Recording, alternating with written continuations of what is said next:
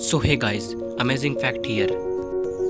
दोस्तों, छत्रपति शिवाजी एक ऐसा नाम जिसे सुनकर हर भारतीय का सिर ऊंचा हो जाता है, और हो भी क्यों ना, वह भारत के सबसे बहादुर, प्रगतिशील और बुद्धिमान शासकों में से एक जो ठहरे। छत्रपति शिवाजी महाराज एक ऐसे महान योद्धा थे जिन्होंने अपनी सूझबूझ भरी नीतियों का इस्तेमाल करके अपने स्वराज के मकसद को पूरा किया और मराठा साम्राज्य के संस्थापक बने। शिवाजी के अंदर अशोक जैसी युद्ध करने की काबिलियत तो वहीं चाणक्य जैसी नीतियों को बनाने की समझ मौजूद थी, और इसलिए बहुत से राज्यों को तलवार ना उठाए सिर्फ दोस्ती का हाथ बढ़ाकर उन्होंने जीत लिया था। तो चलिए दोस्तों, इस वीडियो में भगवान का दर्जा पा चुके छत्रपति शिवाजी महाराज की लाइफ स्टोरी को और भी करीब से जानने की कोशिश करते हैं कि किस तरह शिवाजी महाराज ने स्वराज का रास्ता अपनाया। तो दोस्तों चलिए शुरू करते हैं।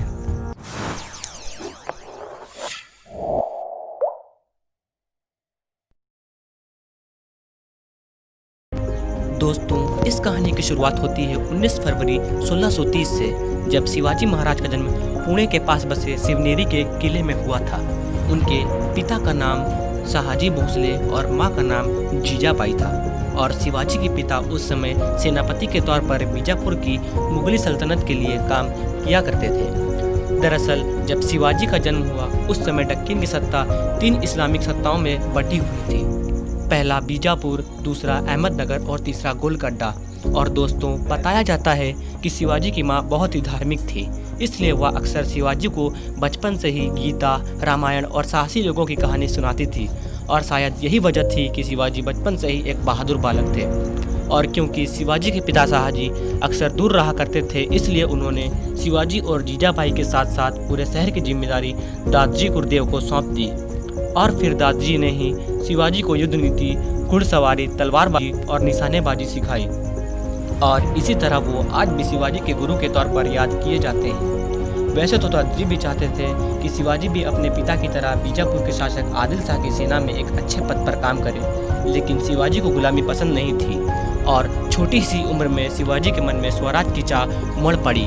और फिर अपने इसी सपने को पूरा करने के लिए शिवाजी ने स्थानीय किसानियों और मावलियों के वाले कुछ दोस्तों के साथ मिलकर एक छोटी सी सेना तैयार कर ली। और बताया जाता है, वैसे तो मावलियों में रहने वाला हर युवा साहसी था, पर कमी थी तो उनमें सही गाइडेंस की, और वह उन्हें दिया शिवाजी ने। फिर सेना बनाने के बाद वह बखूबी जानते थे कि किसी भी साम्राज्य को स्थगित करने के लिए सबसे जरूरी होता है किला, इसलिए उन्होंने 1645 में सिर्फ 15 साल की उम्र में किले पर कब्जा जमाना शुरू कर दिया। सबसे पहले उन्होंने आदिल शाह के कमांडरों को रिश्वत देकर टोरोना और चाकर के किलों पर कब्जा जमा लिया, पर यह बात जब बीजापुर के शासक दिलजीत शाह को पता चली, तब उसने शिवाजी के पिता शाहजी को बंदी बना लिया। हालांकि 1649 में शाहजी को इस शर्त पर रिहा कर दिया गया कि शिवाजी तोरोन का किला छोड़ देंगे, लेकिन 1656 में यानी महज 7 साल के बाद शिवाजी ने आक्रमण करते हुए फिर से किले को हथिया लिया, और फिर शिवाजी से परेशान होकर 10 नवंबर 1659 को आदिल शाह के कमांडर अफजल खान ने उन्हें मिलने का न्योता भेजा, और यह शर्त रखी गई कि सभी लोग बिना हथियार के आएंगे। लेकिन शिवाजी को अफजल खान पर भरोसा नहीं था, और इसलिए उन्होंने कपड़ों के नीचे लोहे का एक कवच डाल लिया। साथ ही उन्होंने अपने हाथ में एक छोटा सा खंजर, जिसे बाघनग बोला जाता है, भी ले लिया था। और फिर अफजल खान से मिलने पहुंचे शिवाजी को जैसा डर था वैसा ही हुआ। शिवाजी से काफी हट्टे कट्टे लंबे चौड़े अफजल खान ने उन पर वार किया, लेकिन लोहे के कवच की वजह से शिवाजी बच गए, और फिर उन्होंने अपने छोटे खंजर से अफजल खान को मार गिराया। और फिर इस घटना के बाद शिवाजी के सिपाहियों ने बीजापुर पर आक्रमण कर दिया, और 10 नवंबर 1659 को हुए युद्ध में शिवाजी की सेना ने बीजापुर की सेना को हरा दिया। और दोस्तों, कहा जाता है कि शिवाजी के युद्ध लड़ने की टेक्निक कुछ इस तरह की थी जैसा कि आजकल सर्जिकल स्ट्राइक में होता है। सर्जिकल स्ट्राइक मतलब कुछ इस तरह क्या? Get ready to fight! Get ready to fight! और दोस्तों, यह भी कहा जाता है कि पहाड़ियों में छुपते हुए युद्ध करने की नीति की वजह से उन्हें माउंट रेड के नाम से भी जाना जाता है। और फिर इसी तरह से आगे कई भी सारे राज्यों पर उन्होंने कब्जा करने के बाद 1674 में शिवाजी के साम्राज्य का अच्छा खासा विस्तार हो चुका था। और फिर पश्चिम महाराष्ट्र में स्वतंत्र हिंदू राष्ट्र की नींव रखने के बाद शिवाजी ने अपना राज्य अभिषेक करना सही समझा, लेकिन यहाँ पर ब्राह्मणों ने उनका विरोध किया क्योंकि वे चाहते थे कि शिवाजी स्वयं को क्षत्रिय साबित करें।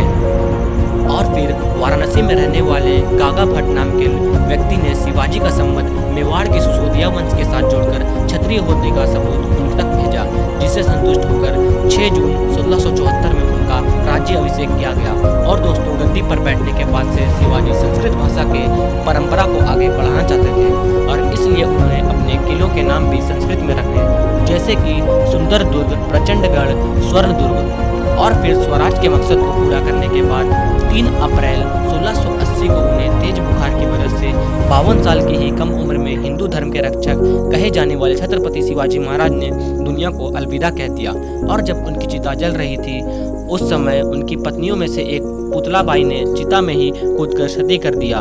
और अब भारत में शिवाजी को श्रद्धांजलि देने के लिए हर साल 19 फरवरी को शिवाजी जयंती के नाम से मनाया जाता है। दोस्तों, आपका बहुमूल्य समय देने के लिए बहुत बहुत धन्यवाद। आशा करता हूँ कि आपने ये शिवाजी महाराज की छोटी सी बायोग्राफी वीडियो एंजॉय की होगी। अगर आपको वीडियो में कुछ भी पसंद आया तो वीडियो को लाइक कीजिए।